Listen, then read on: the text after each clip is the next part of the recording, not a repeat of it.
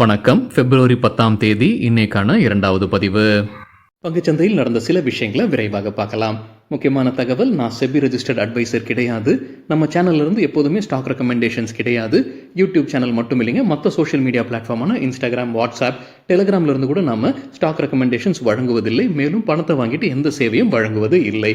பல போலியான குரூப் இயங்கிட்டு இருக்கு. தயவு செய்து ஜாகிரதையாக இருங்க. இந்த வீடியோவில் காட்டக்கூடிய அனைத்து கம்பெனிகளும் வெறும் இன்ஃபர்மேஷனல் பர்பஸ்க்காக மட்டுமே முதலீடு செய்யுங்கன்னு சொல்கிற வீடியோ கிடையாது. எந்த ஒரு முதலீட்லையும் ரிஸ்க் இருக்கும். ரிஸ்க் புரியாமல் இன்வெஸ்ட் செய்யாதீங்க. ரிஸ்க் புரியலன்னா தயவு செய்து இன்வெஸ்ட்மெண்ட்டை தவிர்த்துருங்க. நம்ம ருபி டிரைவர் சேனலை ஆதரிக்கிற அனைத்து நல்ல உள்ளங்களுக்கும் நன்றி. சில இண்டிவிஜுவல் ஸ்டாக்ஸ் மற்றும் செய்திகள் விரைவாக பார்க்கலாம். அதற்கு முன்னாடி காலையில் வீடியோவில் நம்ம ஃபிக்ஸட் டெபாசிட் குறித்து பேசியிருந்தோங்க. அது குறித்து விளக்கம் கேட்டிருந்தீங்க, புரியலன்னு சொல்லியிருந்தீங்க சிலர். அதற்கான விளக்கம் முதல்ல பார்த்துடலாம். காலையில் வீடியோவில் சொல்ல வந்தது என்னென்னா, ஆர்பிஐ இன்ட்ரெஸ்ட் ரேட்டை குறைச்சிருக்கிறாங்க வெள்ளிக்கிழமை. இப்போ அவங்கள தொடர்ந்து வங்கிகளும் இன்ட்ரெஸ்ட் ரேட்டை குறைக்க ஆரம்பிப்பாங்க. ஃபிக்ஸட் டெபாசிட் இன்ட்ரெஸ்ட் ரேட்டும் குறையும். இந்த ஹோம் லோன்ஸ் உடைய இஎம்ஐயும் இப்போ குறையறதுக்கான வாய்ப்புகள் அதிகமாக இருக்குது. ஆனால் இன்னும் அது நடைமுறைப்படுத்தலை. வங்கிகள் கொஞ்சம் டைம் எடுத்துக்குவாங்க. ஸோ அந்த டைமில் வந்து புதிதாக நிறைய பேர் ஃபிக்ஸட் டெபாசிட்டில் போட ஆரம்பிப்பாங்க. இதுதான் சொல்ல வந்த கருத்துங்க. அதாவது இன்னும் இன்ட்ரெஸ்ட் ரேட்டை வங்கிகள் குறைக்கலன்றது என்னுடைய புரிதல். குறைக்க ஆரம்பிச்சிட்டாங்களான்றது உங்கள் வங்கிகள் கிட்ட இருந்து செய்தி இருந்தது, அது குறித்து பகிர்ந்து கொள்ளுங்க. ஆனால் ஆர்பிஐ இன்ட்ரெஸ்ட் ரேட்டை குறைச்சிட்டாங்க. வங்கிகள் இனி இன்ட்ரெஸ்ட் ரேட்டை குறைக்க போகிறாங்க. இந்த இடைப்பட்ட காலத்தில் ஃபிக்ஸட் டெபாசிட்ஸ் அதிகரிக்கும்ன்ற எதிர்பார்ப்பு இருக்குது. ஏன்னா ஒரு நீண்ட நாட்களுக்கு ஒரு வருஷம், 2 வருஷம், 3 வருஷத்துக்கு இதே இன்ட்ரெஸ்ட் ரேட்டை லாக்இன் பண்ணுறதுக்கான ஒரு அவசரம் மக்கள் காட்டுவாங்கன்ற எதிர்பார்ப்பு இருக்குன்னு தான் சொல்ல வந்தது. அதே போல் ஸ்மால் சேவிங் ஸ்கீமுடைய இன்ட்ரெஸ்ட் ரேட்டும் அரசு அடுத்த நிதியாண்டு 2026 துவக்கத்திலே குறைக்க ஆரம்பிப்பாங்கன்றதான் எதிர்பார்ப்பு. இதுதான் சொல்ல வந்ததுங்க. உங்கள் பேங்க்ஸ் வந்து ஆல்ரெடி அதை இன்ட்ரெஸ்ட் ரேட்டை குறைக்க ஆரம்பிச்சிட்டாங்க அப்படின்னா அது குறித்து பகிர்ந்து கொள்ளுங்க. ட்ரம்ப் டாக்ஸ் குறித்தான செய்திங்க. ட்ரம்ப் புதிதாக ஒரு டாக்ஸ் போட்டிருக்கிறாரு. ஸ்டீல் மற்றும் அலுமினியம் இறக்குமதிக்கு டாரிஃப் போடுறாரு 25%. என்டிடிவிலேருந்து கிடைத்த தகவல். பெரும்பாலான நாடுகள் எதெல்லாம் பாதிக்கப்படுது? கனடா, பிரேசில் மற்றும் மெக்சிகோ. அவங்கள தொடர்ந்து சவுத் கொரியா, வியட்நாமுக்கு ஒரு பெரிய பாதிப்பு இருக்கும்னு என்டிடிவியில் அப்டேட் கொடுத்துருக்காங்க. கனடாவுக்கு ஒரு பெரிய பாதிப்பு இருக்குங்க. யூஎஸ்ஏ 2024 இறக்குமதி செய்திருக்கக்கூடிய பிரைமரி அலுமினியம் மெட்டலில் அதிகபட்சமாக கிட்டத்தட்ட 79% கனடாவில் தான் வந்திருக்கு. ஸோ அவங்களுக்கு ஒரு பெரிய ஐடியா இருக்கும். மெக்சிகோ வந்து அலுமினியம் ஸ்கிராப் மற்றும் அலுமினியம் அலாயோடைய பெரிய சப்ளையராக இருக்கிறாங்க யூஎஸ்ஏக்கு. இந்தியாவிலும் இன்னைக்கு மெட்டல் ஸ்டாக்ஸ் ஒரு வீழ்ச்சியை பார்த்துருக்குன்னு அதே செய்தியில் சொல்லியிருக்கிறாங்க. டாலருக்கு நிகரான இந்திய ரூபாயின் மதிப்பு ரெக்கார்ட் லோவை எட்டியிருக்கு. 87.96 போனது. முக்கிய காரணம் மணி கண்ட்ரோலில் சொல்லியிருப்பது இந்த ட்ரம்ப்புடைய புதிய டாரிஃப் பிளான்ஸ் தான். பாரத பிரதமர் இன்னைக்கு பிரான்ஸ் நாட்டுக்கு பயணம் மேற்கொள்கிறாரு. Artificial intelligence சம்மிட்டில் பங்கெடுத்துக்கிறாரு. அது மட்டும் இல்லாமல் 2 நாடுகளும் இணைந்து சில அனௌன்ஸ்மெண்ட்ஸ் வருவதற்கான வாய்ப்பு இருக்குன்னு மணி கண்ட்ரோலில் சொல்லியிருக்கிறாங்க. குறிப்பாக சிவில் நியூக்ளியர் கார்பரேஷன் குறித்து, டிஃபென்ஸ் ஸ்ட்ராட்டஜிஸ் குறித்து எல்லாமே வெளியிடுவதற்கான வாய்ப்புகள் இருக்குன்னு சொல்லியிருக்கிறாங்க. பிரான்ஸ் நாட்டில் பயணம் முடிச்சு அவர் யூஎஸ்ஏக்கு செல்றாரு பாரத பிரதமர். யூஎஸ்ஏல பிரபல இன்வெஸ்டரான திக்விஜய் கெய்க்வாட், அண்மையில் நம்ம இது செய்தியில் இருக்கிற ஒரு பேருங்க. இவர் இந்த ரெலிகார் என்டர்பிரைஸை வாங்குறதுக்கு முன் வந்திருக்கிறாரு. அவர் பாரத பிரதமரை சந்திப்பதற்கான வாய்ப்புகள் இருக்குன்னு எக்கனாமிக் டைம்ஸில் சொல்லியிருக்கிறாங்க. அவர் மீட்டிங்க்கு டைம் கேட்டிருக்கிறாருன்னு சொல்லியிருக்கிறாங்க. கெய்க்வாட் எதுக்கு இப்போ பிரபலமாக இருந்திருக்கிறாரு? ரெலிகார் என்டர்பிரைஸஸ்க்கு ஒரு ஓப்பன் ஆஃபர் அவர் கொடுத்திருந்தாரு. ஆனால் அது நிராகரிக்கப்பட்டது. அதுக்கப்புறம் அவர் கோர்ட்டுக்கு போயிருக்கிறாரு. கோர்ட் இப்போ திருப்பி அது ஓப்பனில் வச்சிருக்கிறாங்க. அவர்கிட்ட 600 கோடி ரூபாய் இந்த தேதிக்குள்ளார கட்டுங்கன்னு சொல்லியிருக்கிறாங்க. அது விரைவில் செய்யப்படும்னு அவர் அப்டேட் கொடுத்திருக்கிறாரு. ரெலிகார் என்டர்பிரைஸஸை பர்மன்ஸ் குடும்பம், அதாவது டாபருடைய மேனேஜ்மெண்ட் வந்து டேக் ஓவர் பண்றாங்க. அவங்க கொடுத்திருக்கிற ஓப்பன் ஆஃபர் வந்து ஒரு ஷேருக்கு 235 ரூபாய். அப்பதான் இவர் இந்த திக்விஜய் கெய்க்வாட் வந்து ஒரு ஷேருக்கு 275 ரூபாய் நான் தரேன்னு அவர் ஒரு ஆஃபர் கொண்டு வராரு. ஆனால் அது நிராகரிக்கப்பட்டது. செபி தான் நிராகரிச்சாங்களான்னு தெரியலிங்க. ஆனால் நிராகரிக்கப்பட்டது. அதுக்கப்புறம் ஒரு கோர்ட்டுக்கு போயிருக்கிறாரு.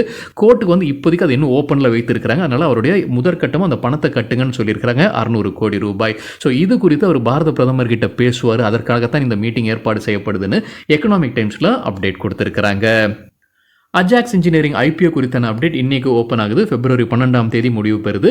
ஆஃபர் ஃபார் சேல் அனைத்துமே. ஸோ 2.01 கோடி equity shares offer for sale வழியாக வருது. எக்கனாமிக் டைம்ஸ்லேருந்து கிடைத்த தகவல். சிஎன்பிசி டிவி 8லேருந்து கிடைத்த தகவல். கிரே மார்க்கெட் பிரீமியம் 52 ரூபாய் கூடுதலாக போய் கொண்டிருக்கு அஜாக்ஸ் இன்ஜினியரிங்க்கு. கிரே மார்க்கெட்னா என்ன, கிரே மார்க்கெட் பிரீமியம்னா என்ன அப்படின்னு நம்ம வேறொரு வீடியோவில் டீட்டெயில்டாக பேசியிருக்கோம். அந்த வீடியோட லிங்க் இந்த வீடியோட டிஸ்கிரிப்ஷனில் இருக்குது. நாட்கோ ஃபார்மா தரப்புல வந்து அப்டேட் இருக்குது. கம்பெனியுடைய மருந்துக்கு United States Food and Drug Administration ஒப்புதல் வழங்கி இருக்கிறாங்க. லங்ஸில் இருக்கிற ஹை பிளட் ப்ரெஷர் சிகிச்சைக்கு பயன்படுத்தக்கூடிய மருந்துன்னு சொல்லியிருக்கிறாங்க. கிளென்மார்க் ஃபார்மா தரப்பு வந்து அப்டேட் இருக்குது. அவங்களுக்கு யூகே அத்தாரிட்டிஸ் கிட்ட இருந்து ஒப்புதல் கிடைச்சிருக்கு அவங்களுடைய மருந்துக்கு. ஆக்னே சிகிச்சைக்கு பயன்படுத்தக்கூடிய மருந்து சொல்லியிருக்கிறாங்க Glenmark pharma. Life insurance corporation குறித்து மணி கண்ட்ரோல்லேருந்து கிடைத்த ஒரு தகவல் Q3ல அவங்க 19,400 கோடி ரூபாய்க்கு ஷேர்ஸ் வாங்கியிருக்கிறாங்க எல்ஐசி. இதில் புதிதாக 8 ஸ்டாக்ஸை சேர்த்துருக்கிறாங்க.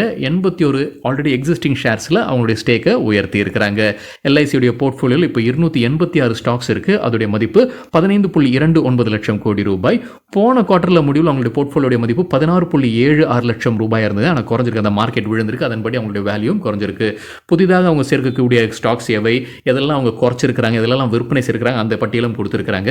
கீ அடிஷன்ஸ் Q3ல் அவங்க பண்ணியிருப்பது மாருதி சுசுகி 2,913 கோடி ரூபாய், நெஸ்லே இந்தியா 2,774 கோடி ரூபாய், ப்ராக்டர் அண்ட் கேம்பிள் ஹைஜீனில் 2,021 கோடி ரூபாய், NMDCயில் 2,006 கோடி ரூபாய், ரிலையன்ஸில் 1,810 கோடி ரூபாய், இந்துஸ்தான் ஜிங்க்ல 1,646 கோடி ரூபாய் முடிச்சிருக்காங்க. இதெல்லாமே கீ ஸ்டாக்ஸ். இதிலெல்லாம் குறைச்சிருக்கிறாங்கன்னு பார்க்கும்போது டாடா பவரில் 1,931 கோடி ரூபாய் குறைச்சிருக்கிறாங்க, இன்ஃபோசிஸில் 1,712 கோடி ரூபாய் குறைச்சிருக்கிறாங்க, HCL டெக்னாலஜிஸில் 1,600 கோடி ரூபாய். இவங்களை தொடர்ந்து TCS, TVS laboratories, ICICI bank, Sun Pharma, வேதாந்தாலையும் அவங்க ஷேர்ஸை விற்பனை செய்திருக்கிறாங்க. புதிதாக அவங்க என்ட்ரு ஆயிருக்கக்கூடிய ஸ்டாக்ஸ், புதிதாக அவங்க வாங்கிக்கூடிய ஷேர்ஸ் எவை? Hyundai Motor India, NTPC Green Energy, Cochin Shipyard, Ramkrishna Forgings, RBL bank மற்றும் OCCL லிமிடெட். மொத்தமாக ஒரு ஸ்டாக்ல இருந்து வெளியேறி இருக்கிறாங்க அல்லது அவங்களுடைய ஸ்டேக்கை 1% குறைவாக கொண்டு வந்திருக்கிறாங்க. அது எந்தெந்த நிறுவனங்கள்? HPCL, Rajesh Exports, Siemens, Shriram Finance, Jet Airways, Strides Pharma, Gujarat Industries Power மற்றும் பாம்பே டையிங். எல்ஐசி இந்த Q3ல வந்து 19,400 கோடி ரூபாய்க்கு முதலீடு செய்திருக்கிறாங்க. ஆனால் போன குவார்ட்டரில் Q2ல பார்க்கும்போது 18,094 கோடி ரூபாய்க்கு ஷேர்ஸை வாங்கியிருக்கிறாங்க. Q1ல 23,516 கோடி ரூபாய்க்கு வாங்கியிருந்திருக்கிறாங்க. தகவல் கிடைத்தது மணி கண்ட்ரோல்ல இருந்து. PNC இன்ஃப்ரா இன்னைக்கு நல்லா பர்ஃபார்ம் பண்ணியிருக்கிறாங்க. 7% அதிகரிச்சிருக்கு இன்ட்ராடேல. மணி கண்ட்ரோல் அதற்கு முக்கிய காரணம் என்ன சொல்லியிருக்கிறாங்கன்னா, ministry of road transport and highways வந்து ஒரு முடிவு எடுத்திருக்கிறாங்க. அந்த டெண்டரில் டிஸ்குவாலிஃபிகேஷன் பீரியடை குறைச்சிருக்கிறாங்க. இந்த கம்பெனியோட 2 சப்சிடி நிறுவனத்தையும் அவங்க டிஸ்குவாலிஃபை பண்ணியிருக்கிறாங்க ஒரு ஆண்டிற்கு. இப்போ அந்த டிஸ்குவாலிஃபிகேஷனை ஒரு ஆண்டிலிருந்து 4 மாதமாக குறைச்சிருக்கிறாங்க. போன வருடம் அக்டோபர் 18ஆம் தேதி தான் இந்த டிஸ்குவாலிஃபிகேஷனை கொண்டு வந்திருந்தாங்க. ஸோ அதுலேருந்து ஒரு ஆண்டுன்னு நினைக்கிறாங்க. இப்போ அந்த ஒரு ஆண்டை வந்து 4 மாதமாக குறைச்சிருக்கிறாங்க. ஸோ அது கம்பெனிக்கு சாதகமாக இருக்குது. 7% அதிகரிச்சிருக்குன்னு மணி கண்ட்ரோலில் தகவல் கொடுத்துருக்கிறாங்க. RVNL ரயில் விகாஸ் நிகம் லிமிடெட் அவங்களுக்கு ஒரு கான்ட்ராக்ட் கிடைக்குது. ரயில்வே ப்ராஜெக்டோடைய ஒரு டெண்டரில் லோவஸ்ட் பிடராக இருக்கிறாங்க. அதோடைய மதிப்பு 211 கோடி ரூபாய். லைஃப் இன்சூரன்ஸ் கார்பரேஷனுக்கு மெக்வேரி அவுட் பர்ஃபார்ம் ரேட்டிங் கொடுத்துருக்காங்க. எதிர்பார்க்குற டார்கெட் 1,215 ரூபாய். நேற்று க்ளோசிங்லேருந்து ஒப்பிடும்போது 49% அதிகரிப்பதற்கான வாய்ப்பு இருக்குது. விஏடெக் வெபாக் இன்னைக்கு நல்லா பர்ஃபார்ம் பண்ணியிருக்கிறாங்க. அவங்க ரிசல்ட்டும் அறிவிச்சிருந்தாங்க. அந்த ரியாக்ஷனை கூட இருக்கலாம். ஆனால் மணி கண்ட்ரோலில் சொல்லியிருக்கிற ஒரு காரணம் என்னன்னா, உங்களுக்கு ஒரு கான்ட்ராக்ட் கிடைச்சிருக்கு. 3,251 கோடி ரூபாய்க்கான கான்ட்ராக்ட், STP சூவேஜ் ட்ரீட்மெண்ட் பிளான்ட்டுக்கான ஆர்டர், அல்ஹர் என்விரான்மெண்டல் சர்வீசஸ் கம்பெனி கிட்ட இருந்து. அது ஒரு முக்கிய காரணமாக சொல்லியிருக்கிறாங்க. ரிசல்ட் ரியாக்ஷனும் இன்னொரு காரணமாக இருக்கலாம். KPI கிரீன் தரப்புல ஒரு அப்டேட் இருக்கு. சோலார் பவர் பிளான்ட்டுக்கான ஒரு ஆர்டர் கிடைச்சிருக்கு. மெக்ஸோ ஃபைபர் பிரைவேட் லிமிடெட் கிட்ட இருந்து அவங்களுடைய சப்சிடி நிறுவனமான சன்ட்ராப்ஸ் எனர்ஜியாக்கு தான் கிடைச்சிருக்கு. சிஆர்எம் ரீசைக்ளிங் இண்டஸ்ட்ரீஸ் தரப்புல ஒரு அப்டேட் இருக்கு. கிரீன்லேண்ட் ட்ரேடிங் பிரைவேட் லிமிடெட் ஹாங்காங்லேருந்து உங்களுக்கு ஒரு ஆர்டர். அதோடைய மதிப்பு 5.28 கோடி ரூபாய். ஜாகிள் ப்ரீபெய்ட் குறித்து CNBC TV 18லேருந்து கிடைத்த ஒரு தகவல். அவங்க நிதியாண்டு 2025 ரெவென்யூ கைடன்ஸை உயர்த்தி இருக்கிறாங்க. 58லிருந்து 63% எதிர்பார்க்குறாங்க. அவங்களுடைய ரெவென்யூ கைடன்ஸ் 2025 நிதியாண்டிற்கானது. அதாவது எவ்ரி 2 இயர்ஸில் அவங்களுடைய ரெவென்யூவை டபுள் ஆக்கணும் அப்படின்ற இலக்கு வைத்திருக்கிறாங்க. நிதியாண்டு 2024 அவங்களுடைய வருவாய் 775 கோடி ரூபாயாக இருந்தது. கிரெப்ஸ் பயோகெமிக்கல்ஸ் அண்ட் இண்டஸ்ட்ரீஸ் தரப்புல ஒரு அப்டேட் இருக்குது. Andhra Pradesh pollution control board தடை வச்சிருக்காங்க. அவங்களுடைய உற்பத்திக்கு சில வயலேஷன்ஸ் நடந்திருக்கு. ஸோ உடனடியாக அங்கே ப்ரொடக்ஷன்ஸை நிறுத்தணுன்ற ஆர்டர் பாஸ் பண்ணியிருக்கிறாங்க Andhra Pradesh pollution control board. Reddington தரப்புல ஒரு அப்டேட் இருக்குது. சவுதி அரேபியாவில் முதலீடு செய்ய இருக்கிறாங்க. 2 பில்லியன் சவுதி ரியால் அங்கே முதலீடு செய்ய இருப்பதாக அப்டேட் கொடுத்துருக்காங்க Reddington. Ola electric Goldman socks buy rating கொடுத்துருக்காங்க. டார்கெட் ப்ரைஸை குறைச்சிருக்கிறாங்க. ஆனால் முன்ன 118 ரூபாய், இப்போ 101 ரூபாயாக குறைச்சிருக்கிறாங்க. PG எலக்ட்ரோபிளாஸ்ட் அவங்களுடைய ரெவென்யூ மற்றும் ப்ராஃபிட் டார்கெட்ஸ் உயர்த்தியிருக்கிறாங்க. 2025 நிதியாண்டிற்கு தகவல் கிடைத்தது CNBC TV 18லிருந்து. நிதியாண்டு 2025 வருவாய் அவங்க உயர்த்தியிருப்பது, கைடன்ஸ் உயர்த்தியிருப்பது முன்ன 4,250 கோடி ரூபாய், இப்போ 4,550 கோடி ரூபாய் எட்டும்னு சொல்லியிருக்கிறாங்க. ப்ராஃபிட்டையும் உயர்த்தியிருக்கிறாங்க. கைடன்ஸை 280 கோடி ரூபாய் புது எண்ணிக்கை. MTNL நல்லா பர்ஃபார்ம் பண்ணியிருக்கிறாங்க. 10% இன்ட்ராடேல அதிகரித்தது. அதற்கு முக்கிய காரணம் எக்கனாமிக் டைம்ஸில் சொல்லியிருப்பது 6,000 கோடி ரூபாய்க்கான பேக்கேஜை அரசு ஒப்புதல் வழங்கியிருக்கிறாங்க. 4G எக்ஸ்பேன்ஷனுக்கான பேக்கேஜ் எதுன்னு சொல்லியிருக்கிறாங்க அந்த எக்கனாமிக் டைம்ஸ் செய்தியில்.